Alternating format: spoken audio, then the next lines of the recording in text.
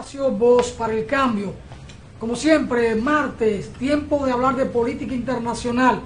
Y entonces uno tiene que saludar, por supuesto, a los televidentes nuestros que están en España, por ejemplo, en Salamanca nos sigue Paula Xiomara, en Murcia nos sigue Carmen Mosquea García, en Michigan nos sigue Jonathan Ricardo, Mónica, en New Jersey nos sigue siempre Priscila, ahí en Puerto Rico nos siguen Milagros, María Ramos, Fernando Quiles, Glenda Mayola Licea, nos sigue Natalia López Matos, nos siguen tanta gente en la arena internacional, porque este espacio se caracteriza por eso, por analizar, por comentar los temas internacionales y sobre todo por dar solidaridad a los pueblos en lucha, como es el caso de Puerto Rico.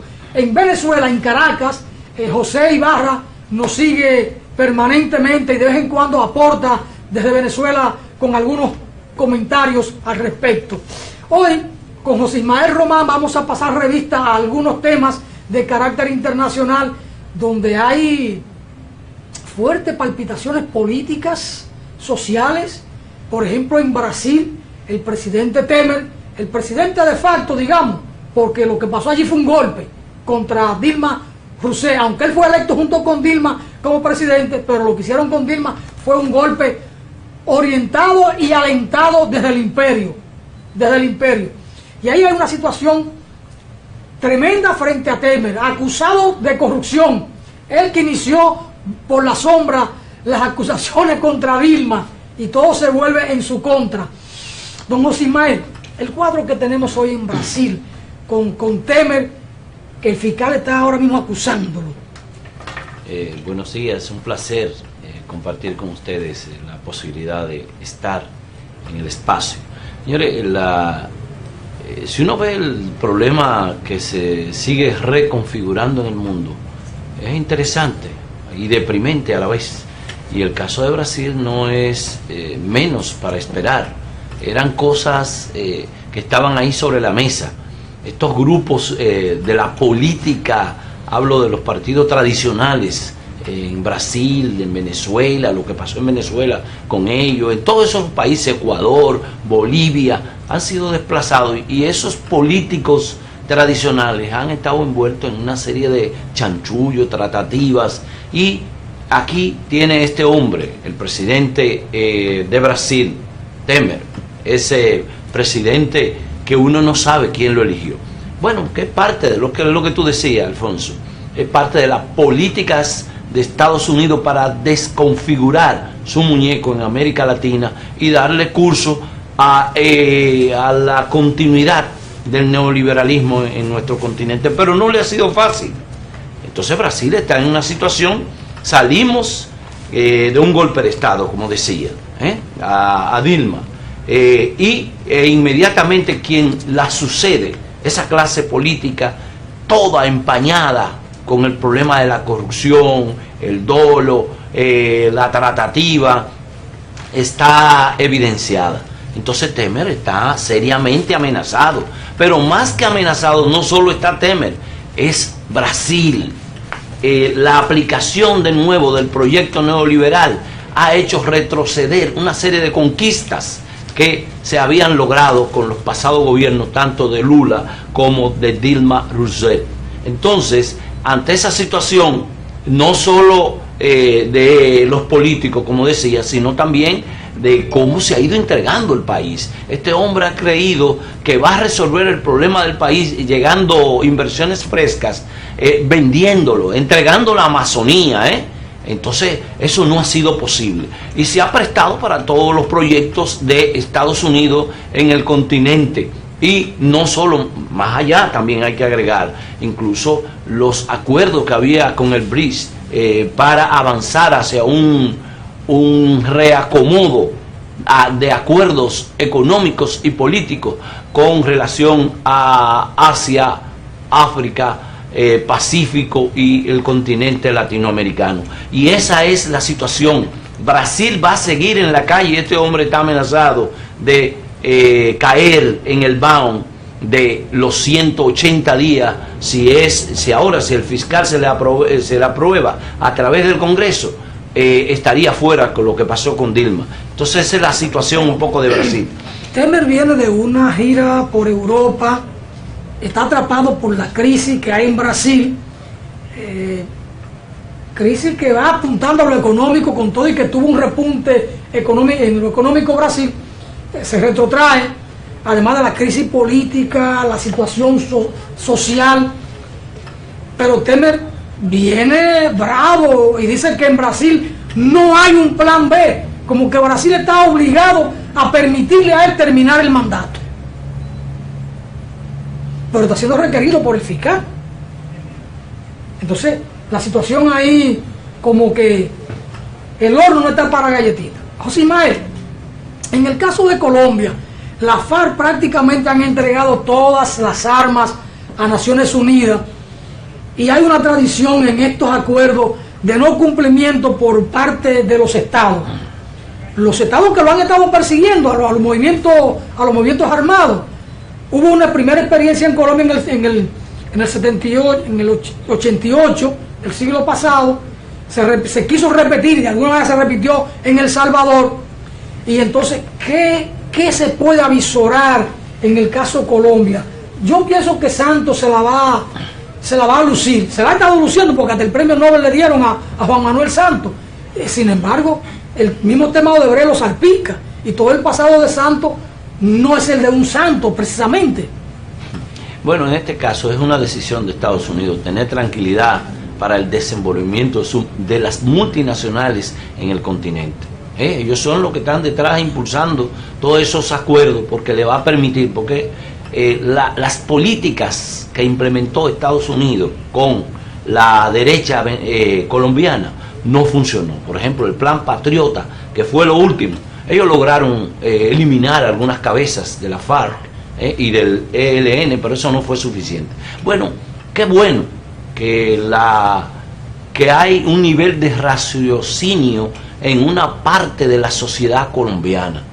Colombia es un país que se ha vuelto mucho más conservador. Miren, recientemente un atentado para impedir, para que siga avanzando el proceso de paz que se está dando allí. Pero más que eso, la cantidad de líderes por los derechos humanos, líderes sociales, que han sido asesinados después del comienzo de este proceso de acuerdo de paz en Colombia. Qué bueno, la FARC ya no tiene retorno y es para adelante, y eso va a pasar también con el ELN, porque están en la búsqueda de un nuevo espacio político para interactuar con la población. Hay que aceptar que la derecha, encabezada por Uribe y otros tradicionales, Pastrana y todos esos grupos, han logrado cosas importantes en Colombia. Hablo de espacio de control, de imposición de sus posiciones, aliarse a sectores conservadores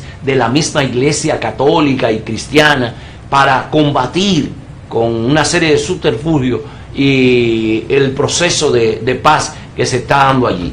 Bueno, es interesante. Ayer fue la última entrega que hizo la FARC de más de 7,000 y tantas armas que están en contenedores ya de Naciones Unidas. Hay una disposición del movimiento político que estuvo armado de reintegrarse en la vida pública en Colombia. Falta que el Estado cumpla con eso. Ahora hay que entender eso que está pasando allí. Eso va a seguir siendo torpedeado, asesinado, pero no hubo una organización que la exterminaron y, por ejemplo, la OEA no dijo esta boca es mía, como es el caso de la Unión Patriótica. Miles de simpatizantes, militantes, dirigentes políticos, incluso un candidato presidencial fue asesinado. Bueno, entonces lo que hay que desearle es un buen camino y que el gobierno siga transitando esa ruta y que haya niveles de acuerdo, porque hay una decisión en la guerrilla de trabajar hacia eso, y por eso lo más preciado, una de las cosas más preciadas de ellos, que le garantizaba su supervivencia desde el punto de vista de la vida, de su subsistencia, si usted quiere, desde el punto de vista militar, están entregándolo. Es una disposición y hay que apoyarlo donde estemos. Ojalá que el Estado colombiano, hablo del Estado, no solo del gobierno, pues avance en que eso sea una realidad y que a Simón Trinidad y a los otros que están presos en Estados Unidos que le den la libertad como parte de los acuerdos. ¿Se acordó eso?